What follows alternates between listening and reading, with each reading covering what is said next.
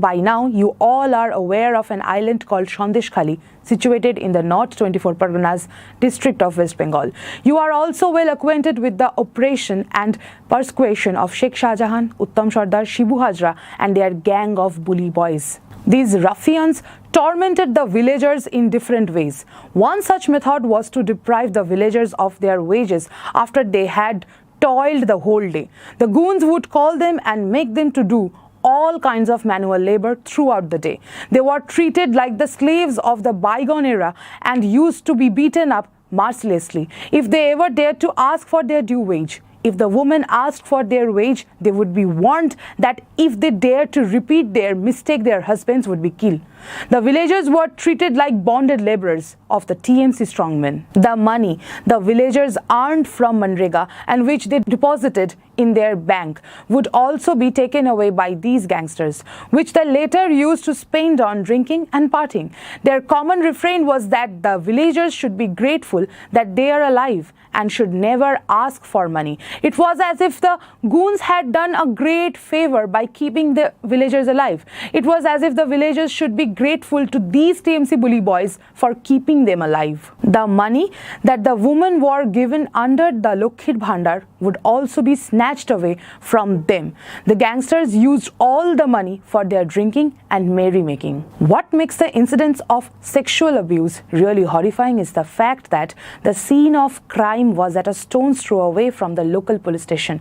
The office of the BDO is next door to the police station. Can it be possible that these officials were unaware of the misdemeanors of the TMC loots?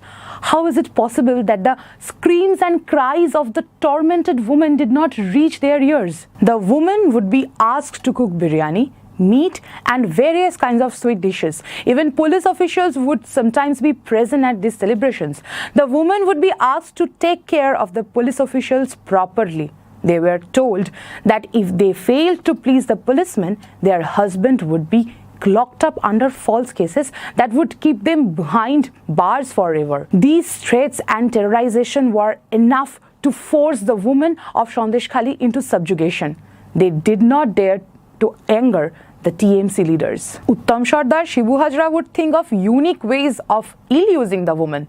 They would be made to keep awake the whole night, and before they were allowed to leave in the morning, they would be told that the bully boys would come to their shops to get vegetables.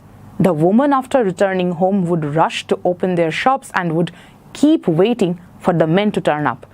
The latter would turn up late in the afternoon. The woman, all this while, had to wait for them. Then again, in the night, they would be summoned. They were not allowed to sleep or rest for days. In other words, the bahubalis of TMC had brought back slavery in this island, not very far from Kolkata. This torture and exploitation began soon after the change in government in 2011. For all these years, the goons ran their fiefdom unhindered and unrestricted. They bent rules, they threw rules in the Bay of Bengal. They broke rules, and all these happened under the protection of the local police and administration. The police and administration not only turned a blind eye to all the atrocities but often become a willing part of it. When the villager approached the police for a redressal, they were redirected by the police to their tormentors. This is how insensitive and inhuman the policemen of SandeshKhali are. Mamata Banerjee is not only the Chief Minister of West Bengal, she is also in charge of the Home Department, which means West Bengal Police, Kolkata Police and the CID are directly controlled by her. Even then, she claims she was unaware of the activities of Sheikh Shahjahan, Uttam Sardar, Shibu Hazra and their gang of bahubalis. Is it possible? Can it be possible? If she was really unaware, as claimed by her, what steps did she take to punish the errant policemen of SandeshKhali after their wrongdoings came to the fore? The power of Sheikh Shahjahan was omnipotent. His henchmen had attacked the BDO of SandeshKhali, Kaushik Bhattacharya, in his office after he had declined to clear a fabricated bill of around ₹1 crore relating to a government project. He had to be hospitalized. Bhattacharya, who was later transferred to Malda in North Bengal, was the first whistleblower.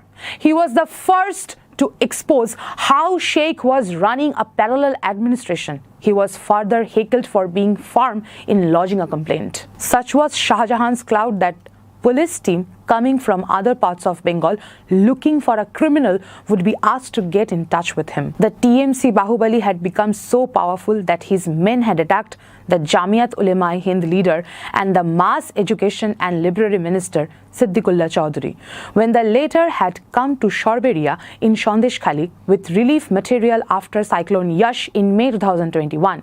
Since it was Shahjahan's area, no one else could distribute relief there.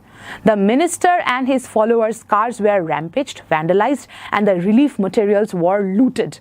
The mob even threatened to kill the minister. A team from Nazat police station rescued him and escorted him back to Kolkata. Chaudhary informed the police and the party higher-ups, but no one touched Shahjahan. Shahjahan, who had become a law unto himself, had as his biggest armor the jailed TMC minister Jyotipriya Malik, who is involved in a multi-crore ration scam. Next, we will come back with the stories of how the West Bengal government is going out of its way to protect Shahjahan and his gang of goons. Till then, stay